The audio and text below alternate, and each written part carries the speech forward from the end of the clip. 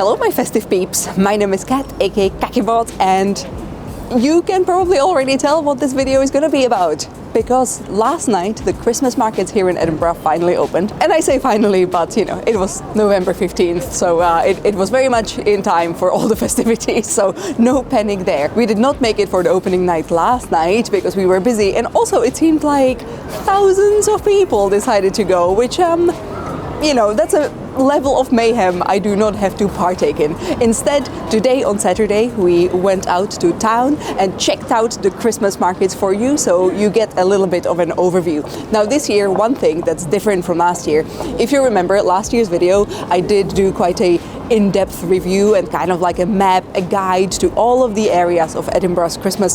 However, this year they are kind of staggering the openings of the specific areas that are opening for the season. So last night on the 15th, we got the opening of the Princess Street area, so both the sort of East End and the West End, so like the family-friendly fun fair ride area, but also the sort of classic German Christmas market around the Scots Monument with the big wheel and all of that. But we are also getting more stuff next week on the 22nd. We're going to be getting a tree maze on St. Andrew Square, and we're going to be getting all sorts of stuff happening here on George Street. You can probably tell I'm right behind the dome. If you're looking for a nice opportunity for a picture where you don't have to share with others, you can kind of come into the dome sort of area through the accessibility door on the side. That's my little photography pro tip. So yeah, we're gonna bring you along to the Christmas markets here in Edinburgh in 2024. We're gonna go during the day and during the night, so you kind of gauge the difference between when in the day you go. So yeah, join us for a very practical video about what this year's Christmas markets are all about.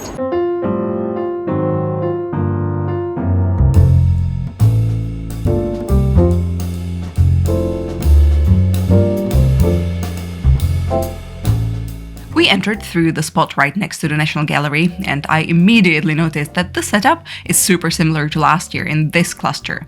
At this time of the day, about 1 p.m. on a Saturday, it definitely wasn't empty, but it was manageable enough to walk around and get a little look at everything on offer. My plan was to record most of the stalls, just so you have like a full catalog of what's going on at the markets, so yeah, hopefully that's gonna be helpful.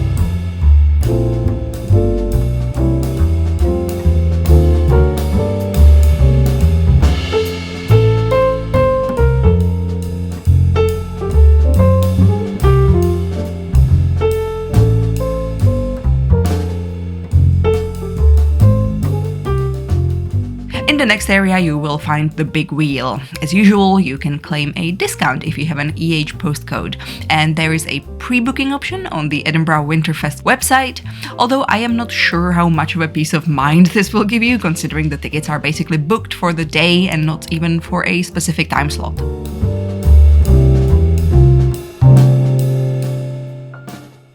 One stall I will always stop by is the East End Press one. They make the loveliest garlands, and I usually take advantage of their special multi-buy offer. This time around I got one with Christmas jumpers and also one with bats. You will find them under the wheel next to the main pathway, alongside other indie makers, good for gift shopping.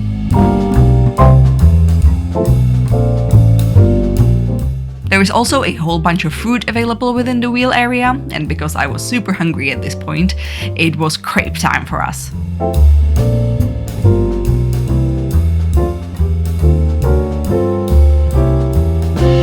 Okay, I had a crepe craving.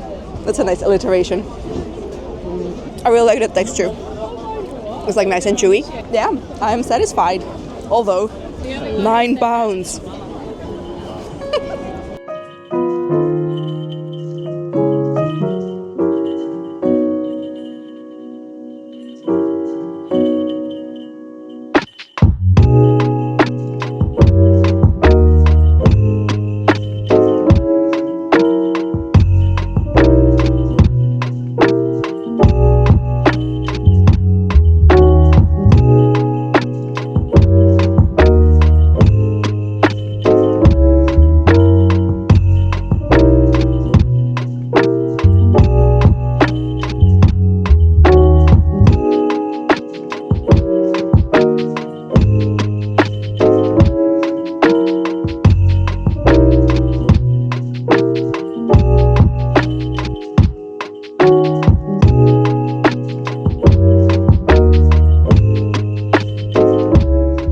then also backtracked to the first area to get one of the Jarvis pickle pies. Scandalously, I am not a pie person, but something was calling to me about these. So our main meal of this day, of this midday, is this pie. It's I think beef shin and oxtail, something like that, from Jarvis Pickle, who I have never tried a pie from before, but I have only heard very good things. We asked for some beetroot ketchup. If you're a friend of this channel, you know I do enjoy when things just kind of taste like I'm licking the ground, and I mean that in the best way possible. Some nice mash and pigs in blankets. Pigs in blankets with cranberry sauce, which is, they smell amazing. I also wanted to share this little tip with you that when you're at the market, sometimes it can be really hard to find a place to like stand and actually enjoy your meal because it's very limited space. I feel like this year there's even less space than last year. I do not know how to eat a pie. Englishman, please teach me your ways. Just dig in. I'm trying to dig. Oh, that's good. It's comforting. If you try any other flavors, any other fillings, let me know in the comment section what you thought, because now I'm really intrigued about all the kinds.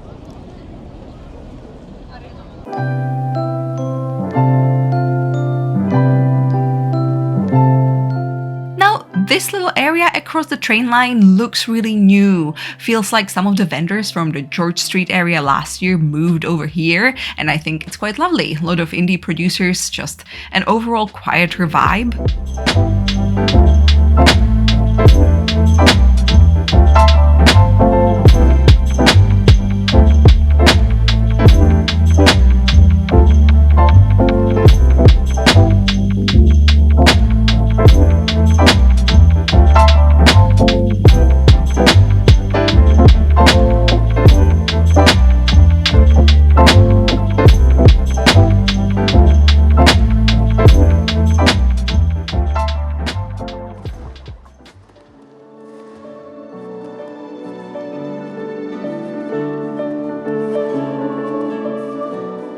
Okay, 5:30. This is when you gotta prepare for crowd time. The market switched to a one-way system at this point, so there's only one allowed entry point, all the way back from near Market Street. We've overheard a small boy trying to bribe one of the security guys with 20 quid, so I see how this whole system might lead to frustration, but hopefully my warning will take the edge of that. I kinda like that there's a system in place, because with this amount of visitors, it might be outright dangerous not to try and shepherd people around a bit.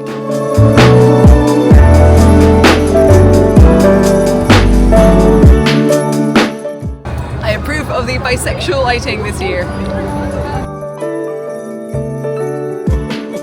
At night, the market does become more photogenic for sure, but the crowds can make it a bit harder to get a good shot. I imagine maybe closer to closing time, perhaps at about 9 p.m, it could be a bit better. I'm gonna try and report on this soon. Speaking of photos, this year there are these designated photo spots, a place where you can snap yourself a little memento from surviving the markets.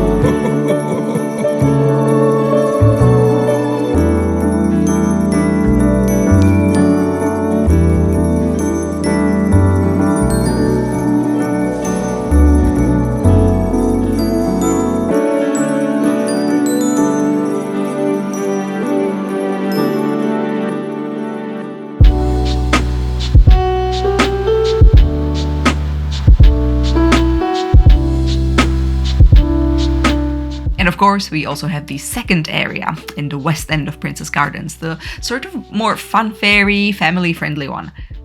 Some of the pathways are currently locked off, so if you're just trying to get through the gardens to a different spot altogether, maybe just stick to Newtown instead. There are quite a lot of attractions this year, and the pricing seems to vary between like £4 and £8. There's also a marshmallow toasting area, which is very cute, but I'd recommend grabbing food in the East End markets before coming here, as the choice is better and more indie, if you will.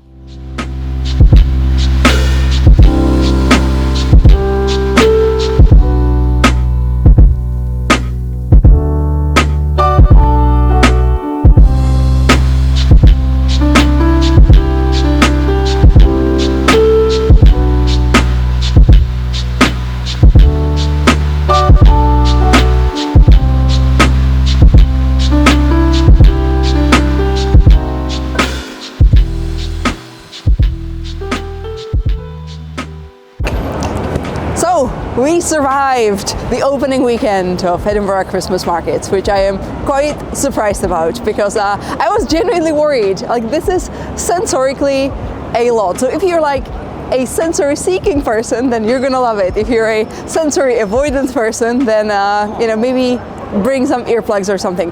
Although I'm gonna say, to my great surprise, perhaps also a bit of joy, one of the songs that was on while we were walking around the markets at the East End was a song from the first season of RuPaul's Drag Race UK, which I was not expecting. So kudos to you, organizers of Edinburgh Christmas, because that is definitely not something that was on my Edinburgh Christmas bingo. Now it's getting very cold, so I'm gonna wrap this up quickly. Before I go, I just need to promise that I am planning to make another Christmassy video, because this one obviously was very short, and as I said in the start of this video, some of the parts of Edinburgh's Christmas markets are not actually officially open yet. We walked around some of the work in progress. Again, there's going to be the ice skating rink in front of Scottish Design Exchange, and there's going to be the tree maze on St Andrew Square. All of that sounds very exciting, but we just couldn't really wait all that time to test it out and put it into this video. So I'm gonna try and follow up either in a full video or in vertical shorter videos, but either way you're gonna be updated by yours truly on all the exciting stuff that's going on in Edinburgh for Christmas. And in the meantime, you can visit me on Instagram under Kakibot and Kakiblog for illustrations and random fan art and photos and my life in Edinburgh and updates on new foodie places. You can also visit me on Patreon, especially if you want to support me, if you like what I do, if you want to see more videos from me, because there are bonus videos. Yes, this is the address on my Patreon. Check it out. You can always just like give it a look, see what bonus videos there are, and if you want to watch any of them, you can become a patron and support me and what I do for everyone who visits Edinburgh or who lives here and wants to learn about more things to do here, and also, you know, Scotland, Glasgow, north of England, all of that fun travel stuff. Okay, very cold, wrapping it up at last. Thank you for watching, and I shall see you soon. Bye.